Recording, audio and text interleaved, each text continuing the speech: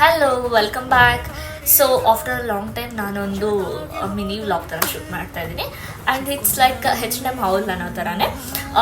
2 days back I went for shopping. ಅದರಲ್ಲಿ ಇವಾಗ H&M ಅಲ್ಲಿ ಎಂಡ್ ಆಫ್ ಸೀಸನ್ ಸೇಲ್ ನಡೀತಾ ಇದೆ.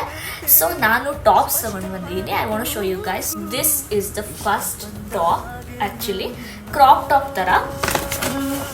And second one you can see, this is my actual favourite. ತುಂಬ ಇಷ್ಟ ಆದಂಥ ಟಾಪ್ ಇದು.